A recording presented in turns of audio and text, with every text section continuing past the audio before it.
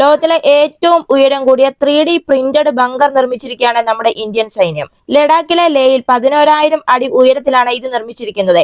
ഹൈദരാബാദ് ആസ്ഥാനമായുള്ള deep tech startup simply forge ക്രിയേഷൻസും Indian institute of technology ഹൈദരാബാദും സഹകരിച്ചിട്ടാണ് ഇന്ത്യൻ സൈന്യം ഇപ്പോൾ ലോകത്തിലെ ഏറ്റവും ഉയരം കൂടിയ ഓൺ സൈറ്റ് 3D പ്രിന്റഡ് ഘടന, ഒരു സംരക്ഷിത സൈനിക ബങ്കർ ലഡാക്കിൽ നിർമ്മിച്ചിരിക്കുന്നത്. പ്രൊജക്ട് പ്രഭാലിന് കീഴിൽ വെറും 14 മണിക്കൂർ പ്രിന്റിംഗ് സമയത്തിനുള്ളിൽ പൂർത്തിയാക്കിയ ഈ നേട്ടം ദ്രുതവും പ്രതിരോധ ശേഷിയുള്ളതുമായ നിർമ്മാണ സാങ്കേതിക വിദ്യയിൽ ഒരു മഹത്തായ കുതിച്ചുചാട്ടത്തെയാണ് കാണിക്കുന്നത്. അങ്ങേയറ്റത്തെ പരിതസ്ഥിതികളിൽ ഇന്ത്യയുടെ നവീകരണ വൈദഗ്ധ്യം പ്രദർശിപ്പിക്കുകയും യഥാർത്ഥ നിയന്ത്രണ രേഖയിൽ തന്ത്രപരമായ തയ്യാറെടുപ്പ് ശക്തിപ്പെടുത്തുകയും ചെയ്യുന്നു. ഈ പ്രൊജക്ട് പ്രഭാൽ എന്ന് പേരിട്ടിരിക്കുന്ന ഈ സംരംഭം ഉയർന്ന ഉയരത്തിലും ഓക്സിജൻ കുറവുള്ള സാഹചര്യങ്ങളിലും സൈനിക അടിസ്ഥാന സൗകര്യങ്ങൾക്കായി നൂതന 3D പ്രിന്റിംഗ് സാങ്കേതിക വിദ്യ വിന്യസിക്കുന്നതിനുള്ള ഒരു മുൻനിര ശ്രമമാണ്. ഇപ്പോൾ ഈ നിർമ്മിച്ചിരിക്കുന്ന ബങ്കർ കഠിനമായ കാലാവസ്ഥയിൽ നിന്നും സാധ്യതയുള്ള ഭീഷണികളിൽ നിന്നും സൈനികരെ സംരക്ഷിക്കുന്നതിനായിട്ടാണ് രൂപകൽപ്പന ചെയ്തിരിക്കുന്നത്. ഒരു പ്രത്യേക റോബോട്ടിക് 3D പ്രിന്റിംഗ് സംവിധാനവും ലഡാക്കിലെ 0 താഴെയുള്ള താപനില, കുറഞ്ഞ ഈർപ്പം, ഉയർന്ന അൾട്രാവയലറ്റ് എക്സ്പോഷർ എന്നിവയെ നേരിടാൻ രൂപകൽപ്പന ചെയ്ത കസ്റ്റം എഞ്ചിനീയറിംഗ് കോൺക്രീറ്റ് മിശ്രിതവും ഉപയോഗിച്ചാണ് നിർമ്മിച്ചിരിക്കുന്നത്. മണൽ, അഗ്രഗേറ്റുകൾ തുടങ്ങിയ പ്രാദേശികമായി ലഭിക്കുന്ന വസ്തുക്കൾ ഉപയോഗിച്ച് നിർമ്മിച്ച ഈ ഘടനയുടെ ഫോം ഒപ്റ്റിമൈസ് ചെയ്ത ഡിസൈൻ ലോജിസ്റ്റിക്കൽ ആശ്രിതത്വം കുറയ്ക്കുന്നതിനൊപ്പം അതിന്റെ ഈടും വർദ്ധിപ്പിക്കുന്നു. IIT ഹൈദരാബാദിലെ സിവിൽ എഞ്ചിനീയറിംഗ് വിഭാഗത്തിലെ പ്രൊഫസർ KVL സുബ്രഹ്മണ്യത്തിന്റെ മാർഗനിർദ്ദേശ പ്രകാരം IIT ഹൈദരാബാദിലെ PhD വിദ്യാർത്ഥിയും ഇന്ത്യൻ ആർമി പ്രതിനിധിയുമായ അരുൺ കൃഷ്ണനാണ് ഈ പദ്ധതിക്ക് നേതൃത്വം നൽകിയത്. ലഡാക്കിൽ നിരവധി ടീമുകൾ ഈ 3D പ്രിന്റിംഗ് പരീക്ഷിച്ചിരുന്നു, എന്നാൽ ആർക്കും വിജയിക്കാൻ സാധിച്ചില്ല.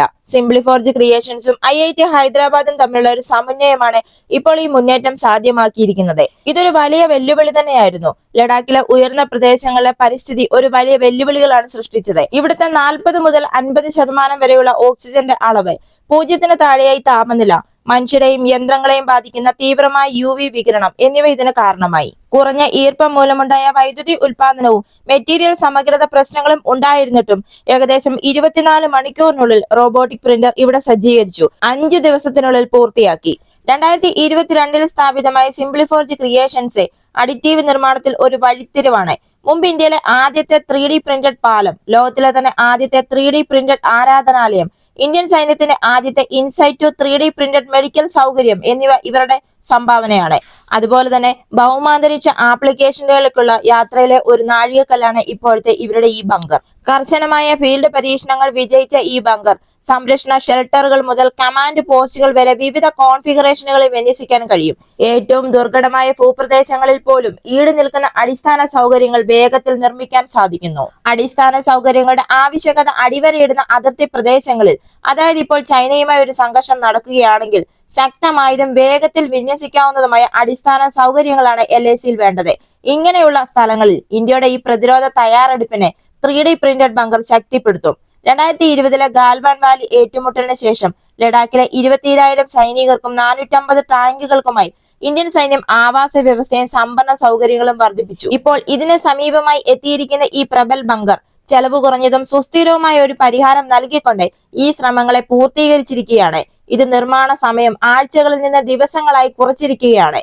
ആഗോളതലത്തിൽ ഉയർന്ന ഉയരത്തിലുള്ള 3D പ്രിന്റിംഗ് ശ്രമങ്ങളെ മറികടന്നുകൊണ്ട് ഈ പദ്ധതി ഒരു പുതിയ മാനദണ്ഡമാണ് സൃഷ്ടിച്ചിരിക്കുന്നത്.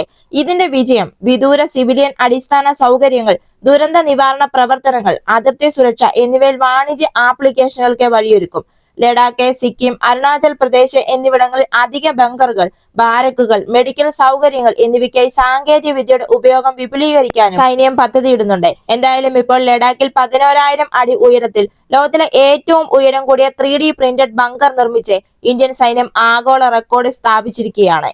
അതുപോലെ തന്നെ നമ്മുടെ ഇന്ത്യയുടെ കൃത്രിമ ഇന്റലിജൻസ് യാത്രയിലെ ഒരു സുപ്രധാന നാഴികക്കല്ല് അടയാളപ്പെടുത്തുന്ന ഒരു സംഭവ വികാസം ഇപ്പോൾ ഉണ്ടായിരിക്കുകയാണ്. ഇന്ത്യയുടെ ആദ്യത്തെ തദ്ദേശീയ AI സർവർ അടിപൊളി പുറത്തിറക്കി. ഈ അടിപൊളി എന്താണെന്ന് ഇപ്പോൾ നിങ്ങൾ വിചാരിക്കുന്നുണ്ടാവും അല്ലെ? ഈ AI സർവറിന്റെ പേരാണ് അടിപൊളി. ഇന്ത്യയുടെ നൂതന കമ്പ്യൂട്ടിംഗിലും കൃത്രിമ ബുദ്ധിയിലും വളർന്നു വരുന്ന വൈദഗ്ധ്യത്തിന്റെ ഒരു പരിസമാപ്തിയെയാണ് ഇത് കാണിക്കുന്നത്.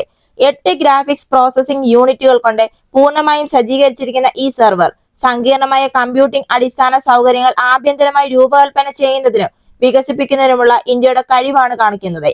80% വികസന പ്രവർത്തനങ്ങളും ഇത് നടന്നിരിക്കുന്നത് കേരളത്തിലാണ്. കേരളത്തിൽ നിന്നുള്ള ഗണ്യമായ സംഭാവന അംഗീകരിക്കാൻ മനഃപൂർവ്വം തിരഞ്ഞെടുത്ത പേരാണ് അടിപൊളി. ഒരു വിദേശിക സാങ്കേതിക ആശ്രിതത്വത്തെയും ആശ്രയിക്കാതെ ഈ സെർവർ പൂർണ്ണമായും നമ്മുടെ ഇന്ത്യയിലാണ് രൂപകൽപ്പന ചെയ്തിരിക്കുന്നത്.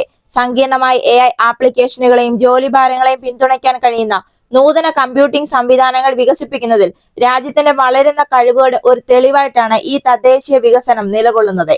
8 GPUകളുടെ സംയോജനം, മെഷീൻ ലേണിംഗ് പരിശീലനം, ആഴത്തിലുള്ള പഠന അൽഗോരിതങ്ങൾ, വലിയ ഭാഷാ മോഡൽ പ്രോസസ്സിംഗ് എന്നിവയുൾപ്പെടെ ആധുനിക AI വർക്ക് ലോഡുകൾക്ക് അത്യാവശ്യമായ ഗണ്യമായ സമാന്തര പ്രോസസ്സിംഗ് കഴിവുകളെ ഇത് കാണിക്കുന്നു. കമ്പ്യൂട്ടേഷണൽ ലോഡിങ്ങുകളിൽ കാര്യക്ഷമമായ പ്രവർത്തനം ഉറപ്പാക്കുന്നതിന് സെർവർ ആർക്കിടെക്ചറിൽ വിപുലമായ കൂളിംഗ് സിസ്റ്റങ്ങൾ, ശക്തമായ പവർ മാനേജ്മെന്റ്, ഒപ്റ്റിമൈസ് ചെയ്ത ഹാർഡ്വെയർ കോൺഫിഗറേഷൻ എന്നിവയുമുണ്ട്.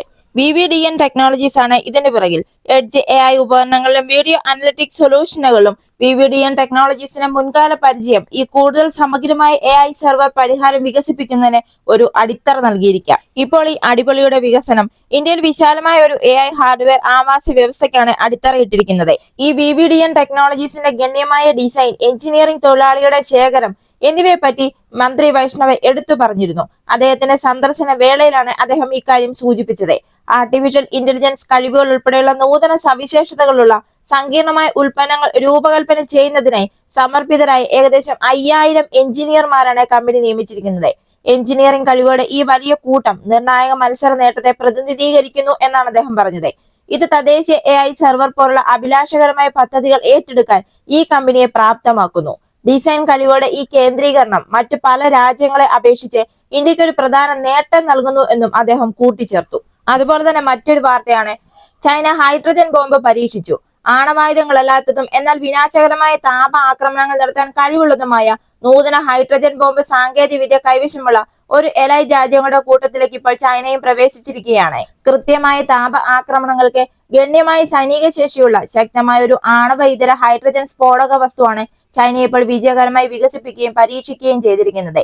2 കിലോഗ്രാം ഭാരമുള്ള ഈ ഉപകരണം വെള്ളത്തിനടിയിലുള്ള ആയുധ സംവിധാനങ്ങളുടെ വൈദഗ്ധ്യത്തിന് പേരുകേട്ട ചൈന സ്റ്റേറ്റ് ഷിപ്പ് ബിൽഡിംഗ് കോർപ്പറേഷന്റെ 705 റിസർച്ച് ഇൻസ്റ്റിറ്റ്യൂട്ട് നടത്തിയ നിയന്ത്രിത ഫീൽഡ് പരീക്ഷണത്തിലാണ് വിജയം കൈവരിച്ചിരിക്കുന്നത്. പരമ്പരാഗത ന്യൂക്ലിയർ ഹൈഡ്രജൻ ബോംബുകളിൽ നിന്ന് വ്യത്യസ്തമായി ഇതിൽ മഗ്നീഷ്യം ഹൈഡ്രൈഡ് ആണ് ഉപയോഗിച്ചിരിക്കുന്നത്.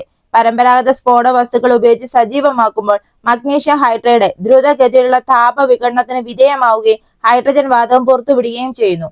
ഇത് 1000 ഡിഗ്രി സെൽഷ്യസിൽ കൂടുതലുള്ള ഒരു സുസ്ഥിരവും തീവ്രവുമായ അഗ്നിഗോളത്തെ ജ്വലിപ്പിക്കുകയും ഉൽപ്പാദിപ്പിക്കുകയും ചെയ്യുന്നു.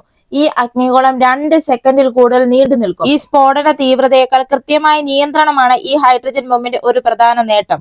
ഇത് വിശാലമായ പ്രദേശങ്ങളിലുടനീളം ലക്ഷ്യങ്ങളെ ഒരേപോലെ നശിപ്പിക്കാനോ ഇതിന് കഴിയും. സുരക്ഷിതവും ചെലവ് കുറഞ്ഞതുമായ വൺ ബോട്ട് സിന്തസിസ് രീതി ഉപയോഗിച്ച് പ്രതിവർഷം 150 ടൺ ഉൽപ്പാദിപ്പിക്കാൻ കഴിവുള്ള ഒരു ഫാക്ടറി ഷാങ്സിയിൽ സ്ഥാപിച്ചുകൊണ്ട് ചൈന മഗ്നീഷ്യം ഹൈഡ്രൈഡിന്റെ വലിയ തോതിലുള്ള ഉൽപാദനത്തിലും നിക്ഷേപം നടത്തിയിട്ടുണ്ട്.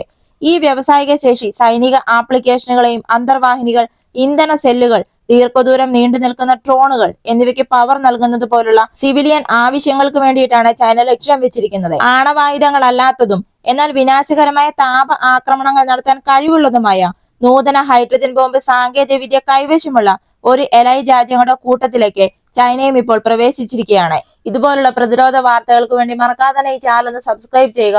ഈ വീഡിയോ ഇഷ്ടമായെങ്കിൽ ഒരു ലൈക്ക് തരിക. അടുത്ത വീഡിയോയുമായി വീണ്ടും കാണാം.